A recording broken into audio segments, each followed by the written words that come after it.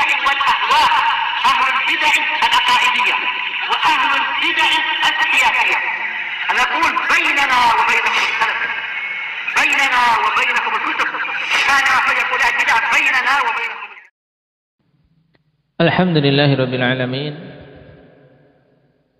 والصلاة والسلام على المبعوث رحمة للعالمين وعلى آله وأصحابه ومن تبعهم بإحسان إلى يوم الدين. أما بعد.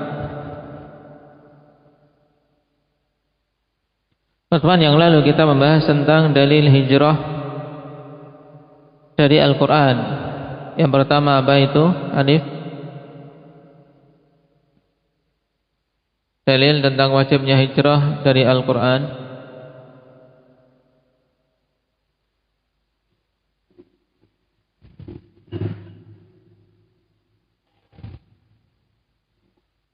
Sudah sampai belum? Indak Ismail.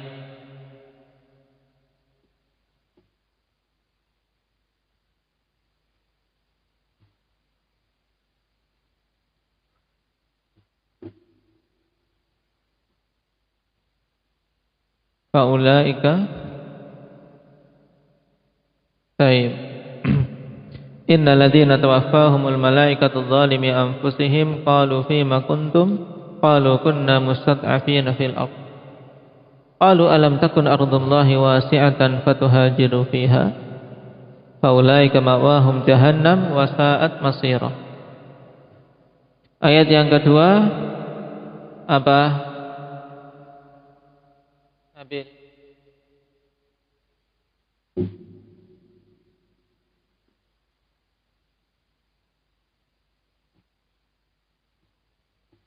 Ya ibadiyalladzina amanu inna ardi wasi'atun fa iyaya fa'budun.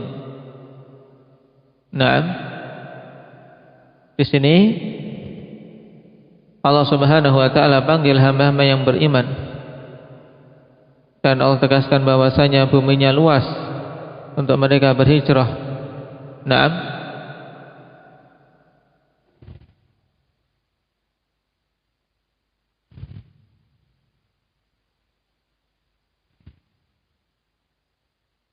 Sekarang kita ambil dalil dari As-Sunnah. Wa dalilu 'ala al-hijrati minas sunnati qauluhu sallallahu alaihi wasallam la tanqati'ul hijratu hatta tanqati'at taubah wa la tanqati'ut taubah hatta tatlu'a asy-syamsu min maghribiha. Dalil tentang hijrah dari As-Sunnah yaitu sabda Nabi sallallahu alaihi wasallam, hijrah tidak akan terputus sampai terputusnya pintu taubat, dan taubat tidak akan terputus sampai matahari terbit dari arah tenggelamnya. Naam.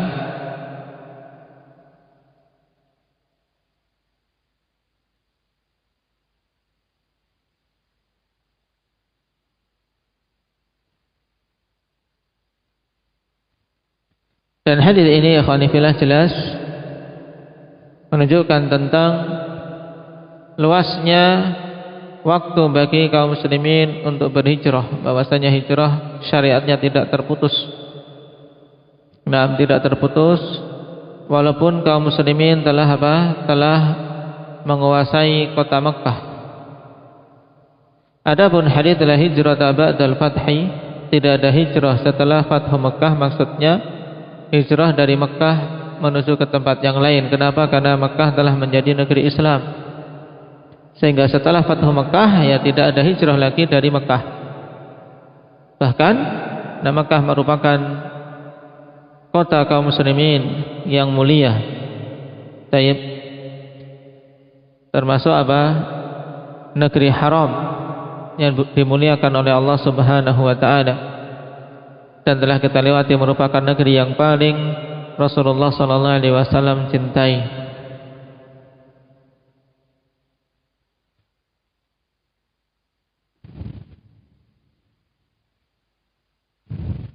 Qala falamma istaqarra bil madinati umira bi baqiyati syara'i'il Islam.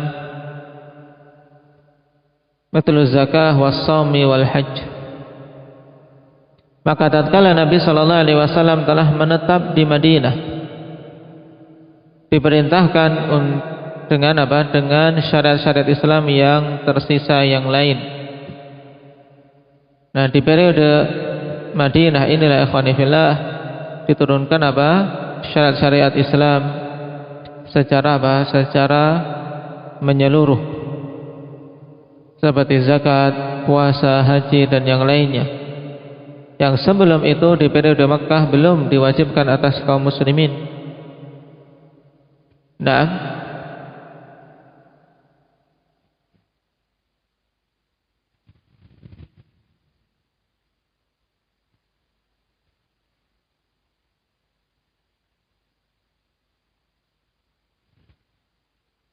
dikatakan oleh Al-Hafidz Ibnu Katsir rahimahullahu taala, fil furqan syari'atun yuhillullahu fiha ma yasha wa yuharrimu ma yasha liyu'lama man yuti'uhu mimman ya'sih. Di dalam Al-Qur'an terdapat syariat di mana Allah menghalalkan padanya apa saja yang Dia kehendaki dan mengharamkan apa saja yang Dia kehendaki. Untuk apa? Agar diketahui orang-orang yang taat kepadanya dan dari orang-orang yang bermaksiat. Jadi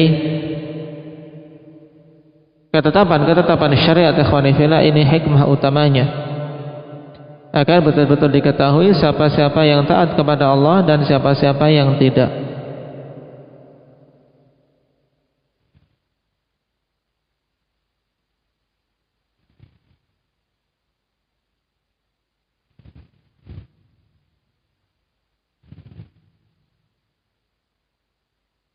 Dan dalam penyebutan ini Syekh Muhammad bin Abdul Wahhab rahimahullah ta'ala mencontohkan mithlul zakah was-shaumi wal hajj.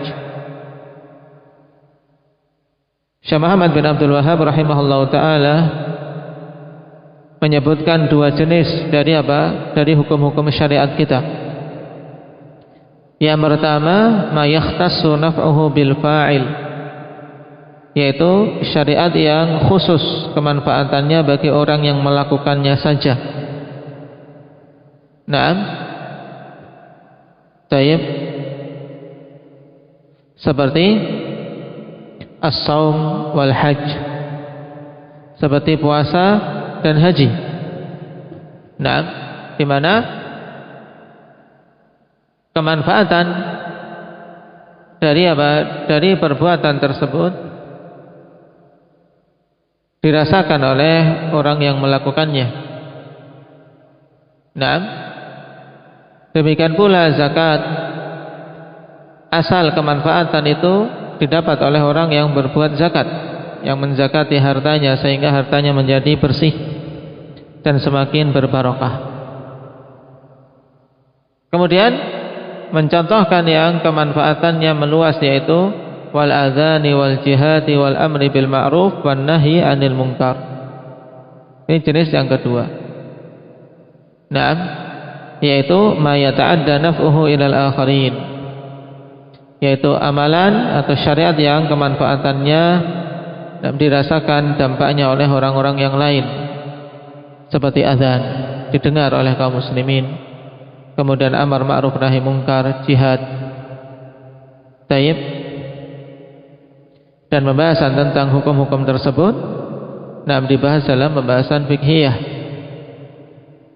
tentang keutamaan azan, demikian pula jihad dan amar ma'ruf nahi munkar.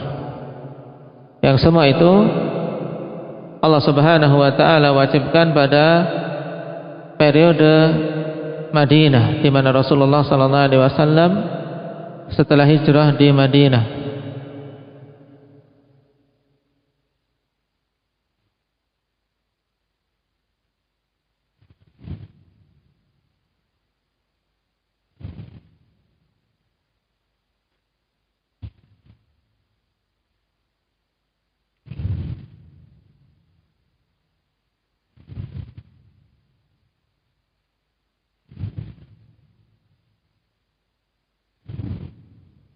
Berhubungan dengan amar ma'ruf nahi munkar telah kita lewati keutamaannya pada pembahasan apa yang paling dekat,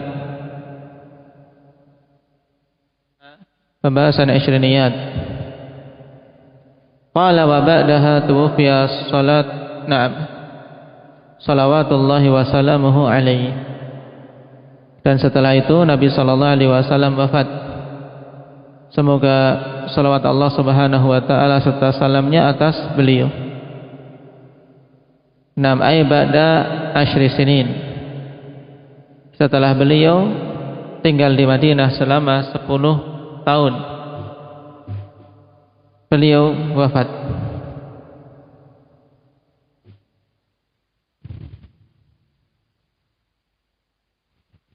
Dan wafatnya Nabi sallallahu alaihi wasallam pada hari Senin di bulan Rabiul Awal pada tahun 11 lil Hijrah. Bil ijma'. Tentang perkara ini karena banyak mu'arrikh, yaitu banyak dari para sahabat yang mengkhabarkan. Dan terjadi ijma' bahwasanya meninggalnya Nabi sallallahu alaihi wasallam di hari Senin pada bulan Rabiul Awal di tahun ke-11.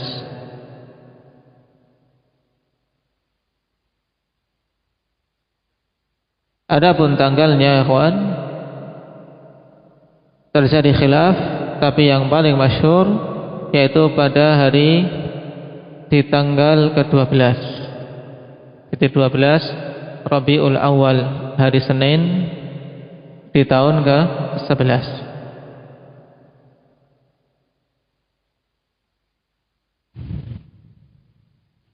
Dan Nabi sallallahu alaihi wasallam juga mendapatkan kematian sebagai mati syahid, sebagaimana beliau juga mendapatkan keutamaan sebagai rasul. Kenapa? Karena ketika Nabi sallallahu alaihi wasallam sakit yang mengantarkan beliau kepada wafatnya, mengatakan, ya Aisyah, ma azalu ajidu alamat ta'am alladhi akaltu bi Khaybar. Wahai Aisyah, senantiasa aku mendapati sakitnya makanan, yaitu sakit dari apa? Dari racun yang ada di makanan yang dulu aku makan ketika di Khaybar. Fahada awanu wajadtu inqita'a abhari min dzalika sum. Maka saat inilah waktunya aku dapati terputusnya uratku dikarenakan apa? Dikarenakan sum tersebut, dikarenakan apa? Dikarenakan racun yang beliau makan.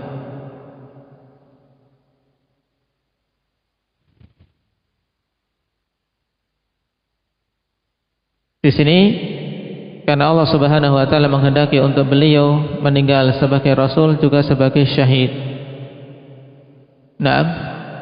Oleh karena itulah ditegaskan oleh para salaf, di antaranya Imam Az-Zuhri rahimahullahu taala, tuwfiya Rasulullah sallallahu alaihi wasallam syahidan. Rasulullah sallallahu alaihi wasallam meninggal sebagai syahid.